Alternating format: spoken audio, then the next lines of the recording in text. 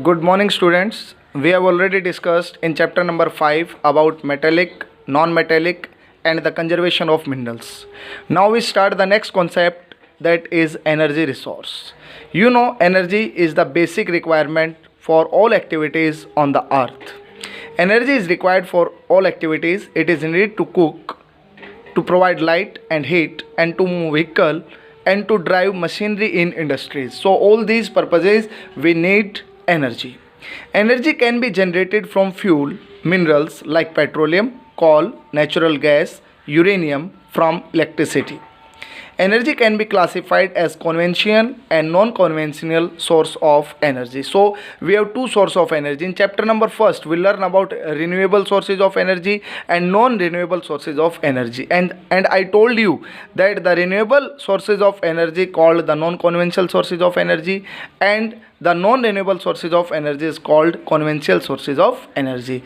It is 5 mark question for CBSE board examination. So let us discuss one by one that what is the difference between the conventional and the non-conventional sources of energy. The first is conventional sources of energy. These are the traditional sources of energy. It means that they used since a long period of time by our forefathers. These are non-renewable sources of energy, for example coals, because coal is taking million of years for its formation, so it is non-renewable. Next, these are going to last long just for 100 to 200 years. It means that after 100 to 200 years the stock of these resources will be finished. These cause air and water pollution. Generation of electricity is very expensive, and the examples of conventional sources of energy like coal, petrol, cow dung, etc. are the examples of conventional sources of energy. So it is the description of the conventional sources of energy, that these are the traditional sources of energy. These are non-renewable. They are responsible for air, water, and land pollution. The next one is non-conventional sources of energy. These are the recently developed resources. It means कि ये ज़्यादा पुराने नहीं है, हमें हाल ही में इन्हें क्या किया है, विकसित किया है.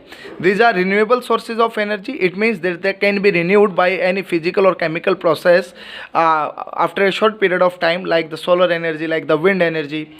These are going to last long forever. It means कि in near future में इनके ख़त्म होने की कोई possibility नहीं है.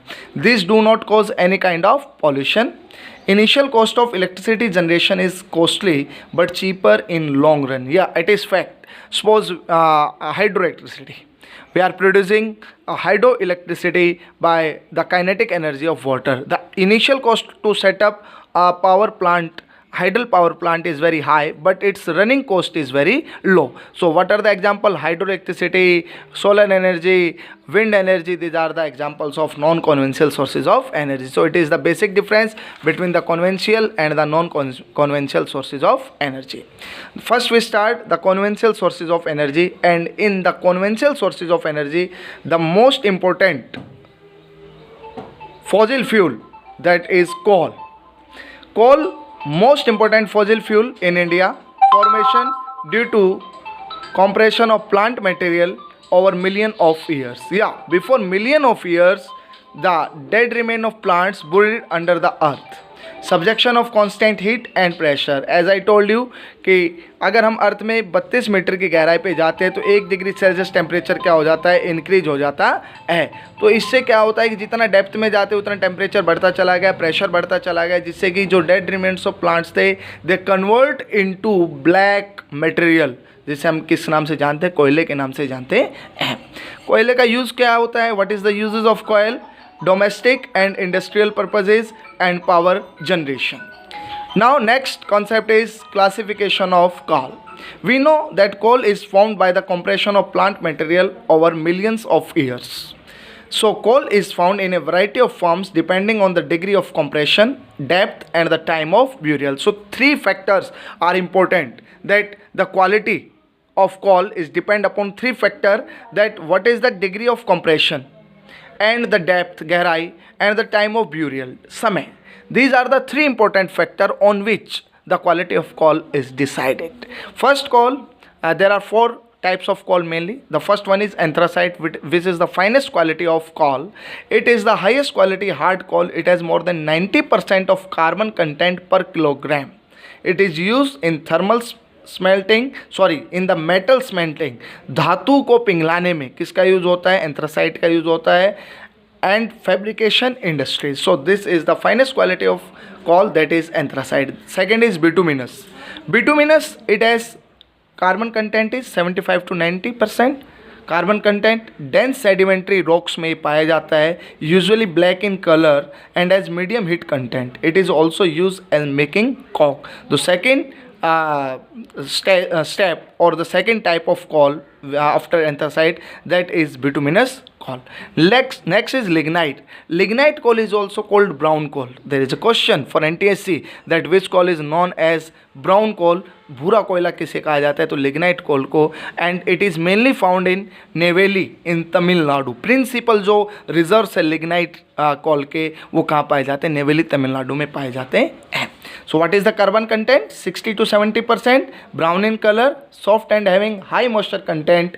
It is used for electricity generation. Next one is peat. The lowest quality or the cheapest coal is peat.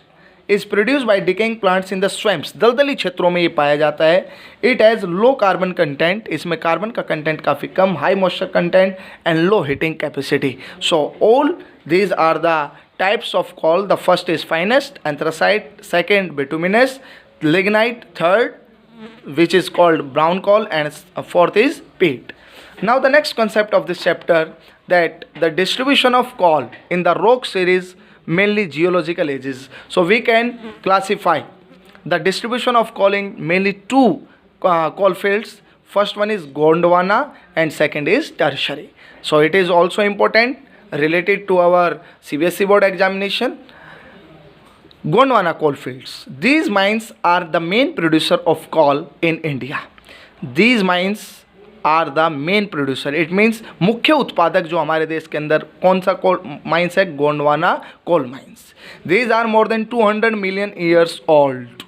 इनकी आयु कितनी है? 200 मिलियन ईयर्स से ज़्यादा है. This produce good quality of coal. Gondwana coal occurs Damodar valley, the Godavari, the Mahanadi, the Son, the Wardha valley. All these valleys which are the part of Gondwana coal fields, which producing the best quality of coal in our country, India. Next one is tertiary coal fields. These are the minor producer of coal in India. These are only 55 million years old. इनकी आयु जो है वो 55 million years है. These produce a poor quality of coal. It means that these are not producing best quality of coal. These are producing poor quality of coal. Especially our seven sister, which are the part of our country India, in the eastern part especially. This is the region which fall in the category of tertiary coal field, and special for states like Meghalaya, Assam, Arunachal Pradesh and Nagaland. So this is the description of coal in our country India. Thank you and have a nice day.